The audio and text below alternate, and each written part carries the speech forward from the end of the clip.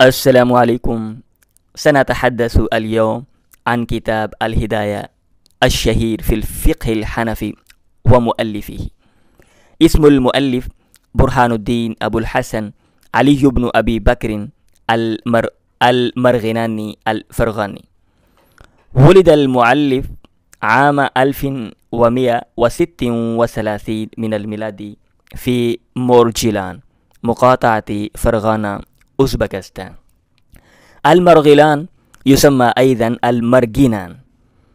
أوزبكستان هي في العالم دولة ثانية تحيط بها دول غير ساحلية.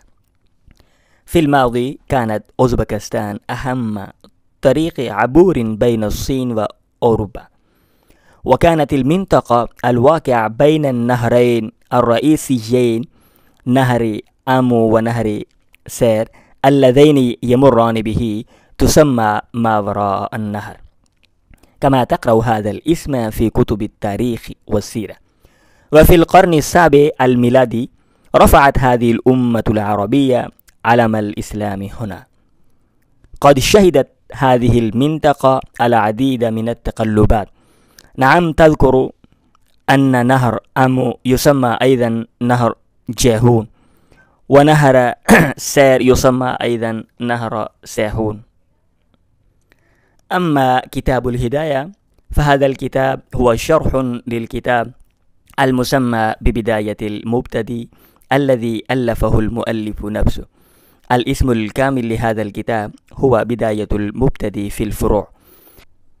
قد جمع المؤلف في هذا الكتاب المسائل لجامع الصغير ومختصر القدور.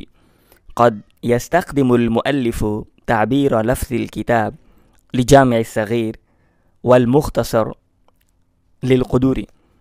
قد كتب المؤلف الشرحين لهذا المتن المسمى ببداية المبتدئ، واحدة مفصلة تسمى كفاية المنتهي، وأخرى قصيرة تسمى الهداية.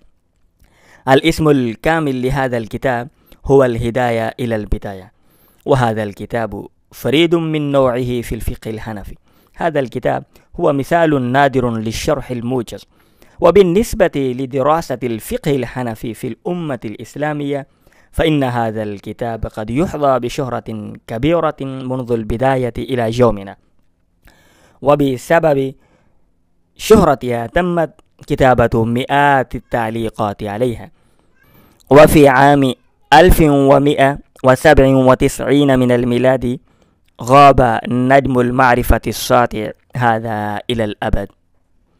اسمحوا لناصر محمود، مع السلامة.